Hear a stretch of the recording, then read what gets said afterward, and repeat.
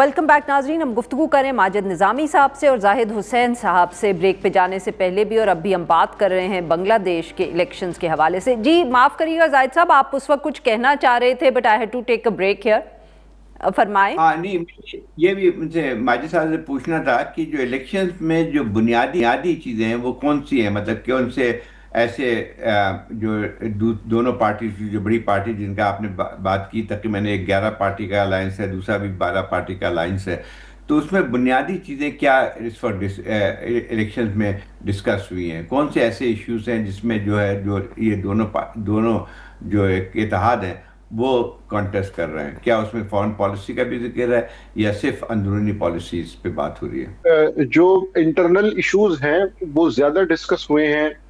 Health, education, job opportunities, economy, इसके ऊपर ज्यादा बात की गई है क्योंकि ये लिंक्ड है। जो कोटा सिस्टम के ऊपर प्रोटेस्ट हुए थे और उसके बाद शेख हसीना की हुकूमत गई, तो उससे चूंकि ये सारा सियासी माहौल लिंक्ड है और उसके ऊपर बात की जा रही है, तो इसलिए ज्यादा चीजें इंटरनल अफेयर्स के हवाले से थी। लेकिन एक चीज इसमें जो डिस्कस हुई है वो जरूर ये थी कि इंडिया का जो एक रवैया था और बांग्लादेश के ऊपर एक इन्फ्लुएंस था, उसके बारे में यहाँ पर अमूमी राय ये है कि वो इन्फ्लुएंस जो है वो कुछ हद से ज्यादा था और इसलिए यहाँ के लोग उस सारे मामले को इतना लाइक नहीं कर रहे और वो ये चाहते हैं कि इंडिया के साथ हमारे ताल्लुकात जो है वो सॉवरेनिटी और इंटेग्रिटी की बेस पर ही हो और कोई और भी मुल्क है उसके साथ भी इसी बुनियाद पर होने चाहिए। तो इंडिया के खिलाफ एक थोड़ी सी मुज़ाहमत बिल्कुल इस इलेक्शन कैंपेन में सामने आई कि उनकी जो अवामी लीग के साथ ताल्लुकात थे, फिर जिस तरह से उन्होंने पाबंदियां लगाई, एक रेड लाइन वाला मामला पहुंच चुका वहां तक, और जिस तरह से वो शेख हसीना को ट्रीट कर रहे हैं, तो बांग्लादेश में ओवरऑल इसके ऊपर बिल्कुल बात की गई। लेकिन इंटरनल इश्यूज जो हैं वो डोमिनेट कर रहे थे, जिसमें रिफॉर्म्स का एजेंडा है, सेहत है, तालीम है, इसी तरह मुआशी मसाइल है, तो इसके ऊपर ज्यादा बात हुई है।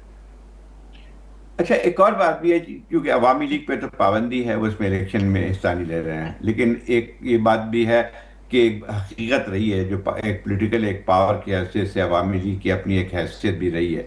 तो उनके जो वोटर्स हैं या उनके सिंपैथाइजर या उनके हमदर्द हैं, उनका रवैया क्या है? कुछ नजर आया है इसमें इस पूरे इलेक्शन के दौरान कि एक तो ठीक है, पहले खतरा ये बात था कि इसमें कुछ हंगामे भी हो सकते हैं, लेकिन वो तो नहीं हुए जो आप बता रहे हैं। लेकिन क्या इनके जो अवामी लीग के सपोर्टर्स हैं उनकी कहीं नई आरा नजर आती है इन पूरे इलेक्शन प्रोसेस में? जी बिल्कुल, ये चीज पिछले 2 महीने से डिस्कस हो रही थी कि अगर हम जो नंबर्स हैं उनको देखें तो गुज़िश्ता 30 साल में अवामी लीग जो है एटलीस्ट अगर वो इलेक्शन हारी भी है तो 25% के आसपास वो वोट हासिल करती रही है। तो इसलिए इस मामले के अंदर बिल्कुल इसका फायदा जो है वो बीएनपी को हो सकता है। अगरचे अमूमी तौर पर अवामी लीग ने इन इंतखाबात में हिस्सा नहीं लिया, वो बैन है, उन्होंने इसकी मुखालफत की है, लेकिन चूंकि दूसरी तरफ जमाते इस्लामी और एनसीपी का अलायंस है और ये वो दो ऐसी पार्टीज हैं कि जिनसे डायरेक्ट सियासी मुखालफत रही है अवामी लीग की। एक की वजह से तो हुकूमत गई, दूसरे के साथ वो ट्रिब्यूनल्स वाला सारा मामला। जी नाजरीन, यहाँ पे लेते हैं हम एक छोटी सी ब्रेक।